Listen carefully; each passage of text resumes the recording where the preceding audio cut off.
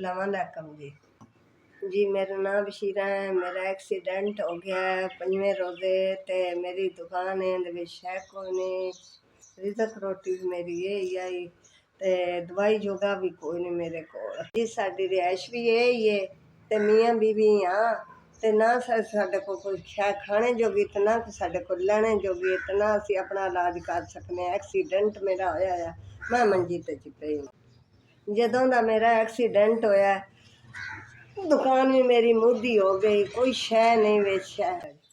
ये छोटी जी दुकान है, इंदे विच कोई समान पै जावे ते कोई साडी दाल रोटी बन जाए, अल्लाह करे ते तुहाडे आसरे ते असीं भी आसरा चला लगे।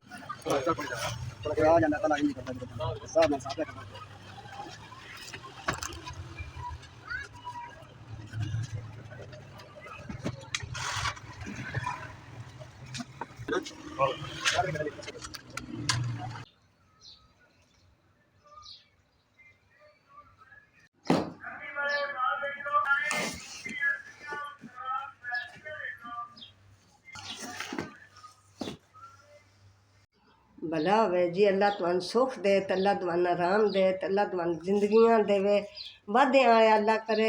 मैं माड़ा बंदा है, गरीब आई, एक्सीडेंट होया है ते मैं तुहाडी इमदाद बड़ी हो गई, 7,500 दा सौदा आ गया ते मेरी रौनक मेला बन गया। मेरी मियाँ दी ते मेरी रौनक बुली बन गई है। अल्लाह वादे आए हो, अल्लाह चोखा चोखा देवे, अल्लाह तुहानू तंदुरुस्तियां देवे ते अल्लाह जिंदगी आए हो, अल्लाह वादे आए हो, अल्लाह खुश रखे तुहानू, अल्लाह तुहानू जिंदगी देवे। मेरा डिग्गी है वसीला तुसा चा बनाया, अल्लाह तुहानू सुख देवे, चोखा चोखा तुहानू देवे। मैं गुली खाने जो भी हो गए हैं तुसा दिता है मैंने, मैं कर लिया अंदर, अल्लाह करे तो वादे आए हो, अल्लाह खुश रखे।